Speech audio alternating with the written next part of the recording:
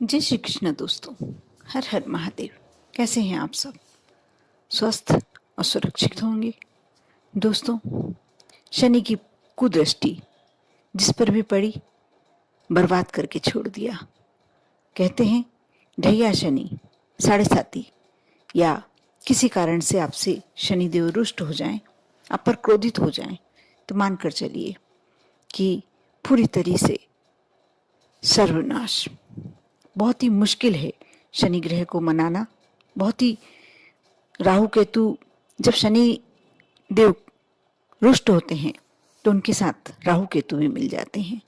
इस तरह से इंसान जीवन में सबसे पहले जब शनिदेव रुष्ट होते हैं, सबसे पहले उनकी धन पर, लक्ष्मी पर वक्र दृष्टि डालते हैं।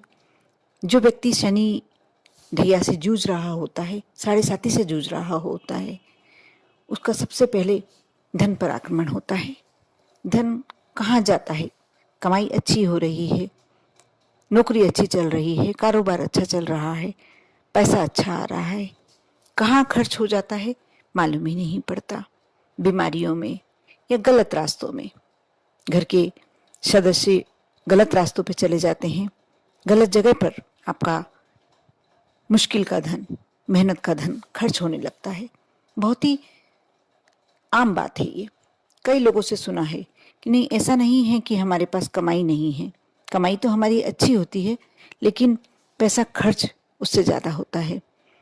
ज़्यादा से ज़्यादा हम डॉक्टरों को पैसा भरते हैं, कहीं हमारे बच्चे गलत लाइनों पे चले गए, हमारे पतिदेव गलत लाइन पर चले गए, वहाँ खर्च हो रहा है। ये सारे कारण शनिदेव की वक्र दृष्टि जब हम पर पड़ती है, जब हमसे शनिदेव रुष्ट होते हैं, तब हमारे साथ ये सारी घटनाएं होने लगती है।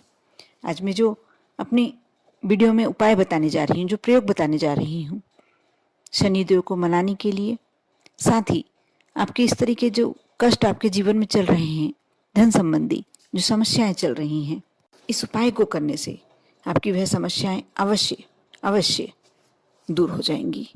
बिल्कुल अचूक, बिल्कुल सटीक उपाय है। आपको शनिवार के दिन ही करना है ये उपाय। एक शनिवार, सिर्फ एक शनिवार ही करना है। उसके आप फायदे देखेंगे तो अनगिनत फायदे। जिसने भी किया है वह आज धन्यवाद दे रहा है कि हमें बहुत फायदा हुआ है।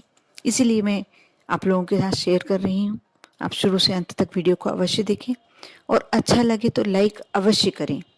यदि आप मेरे चैनल पर नए हैं, मेरी आवाज़ पहली बार सुन रहे हैं, तो अवश्य अवश्य सब्सक्राइब कर लें, क्योंकि बहुत सारी ऐसी जानकारियाँ जो आपके जीवन के लिए आपके ज़रूरी है, वही इसी चैनल से आपको प्राप्त होती है। दोस्तों, इसमें आपका कुछ ज़्यादा खर्च नहीं होना, ज़्यादा क्या, कुछ खर्च ही नहीं है। छोटा सा उपाय है, लेकिन आपका जीवन बहुत ही सहज बना देगा ये उपाय। आप अवश्य करके देखें।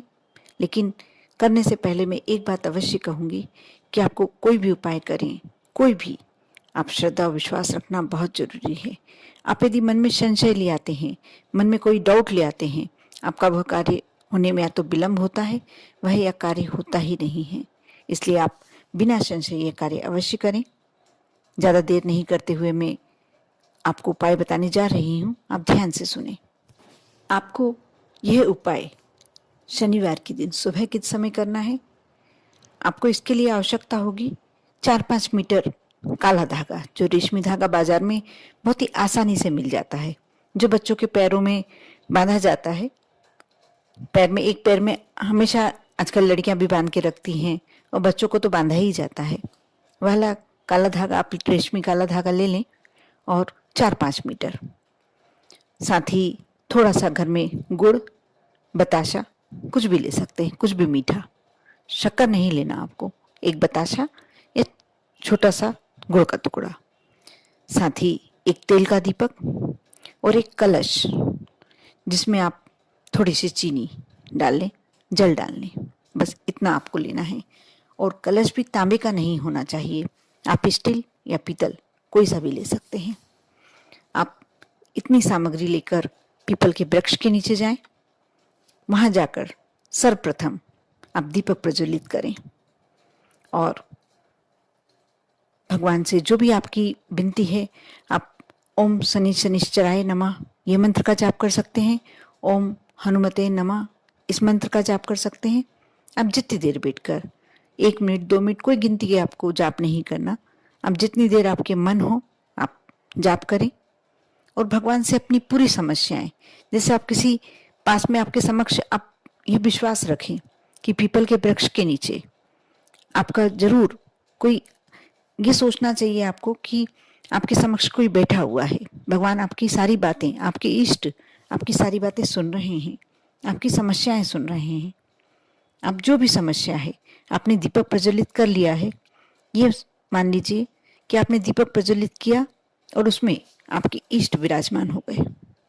अब आप अपनी सारी समस्याएं पीपल के वृक्ष के पास बैठकर 1 मिनट तक कहें, जो भी आपको बातें करनी, जो भी आपकी समस्याएं हैं कहें। उसके बाद जो भोग ले गए थे, जो गुड़ का टुकड़ा या पताशा जो ले गए थे आप, वह चढ़ा दें पीपल के वृक्ष की जड़ में, नीचे ही नीचे चढ़ा दें और जल समर्पित कर दें, जो मीठा जल है वह समर्पित कर दें। जब आपका इतना काम हो जाए, यदि आपका मन है, आप कर सकते हैं, तो वहाँ बैठकर आप हनुमान चालीसा का पाठ भी कर सकते हैं। क्योंकि यदि आप पर ढैया शनि चल रहा है या साढ़े साथी चल रही है और आप पर लग रहा है आपको कि बहुत ज़्यादा परेशान हैं आप, तो हनुमान चालीसा जो करता है उसका शनि ग्रह, शनि देव भी कुछ नहीं बिगाड़ सकते।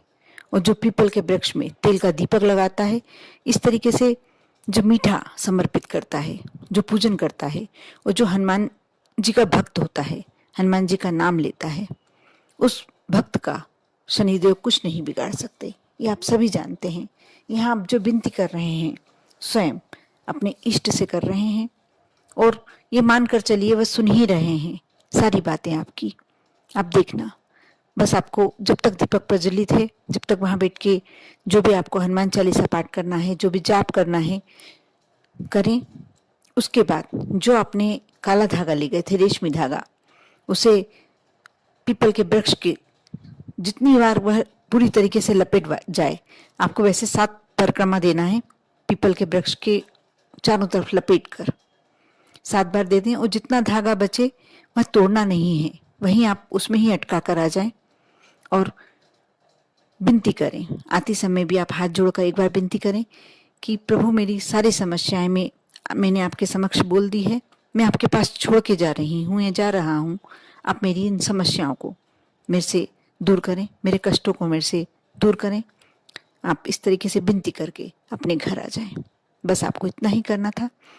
आप पीछे पलट कर ना देखें, क्योंकि आपने अपनी समस्याएं वहां छोड़ी हैं। ये जो उपाय है आपको समस्याओं से दूर कराने के लिए है। आपने कभी इस बात को जज भी किया होगा, मैं अपने वीडियो में जितने भी उपाय बताती हूँ आपको सीधे ईश्वर के समक्ष अपनी विनती करने को कहती हूँ। और जो अपनी समस्याएं, जो अपने कष्ट यदि ईश्वर से बांट लेता है, प्रभु से बांट लेता है, प्रभु कभी उसे उस कष्ट को दोबारा नहीं देते।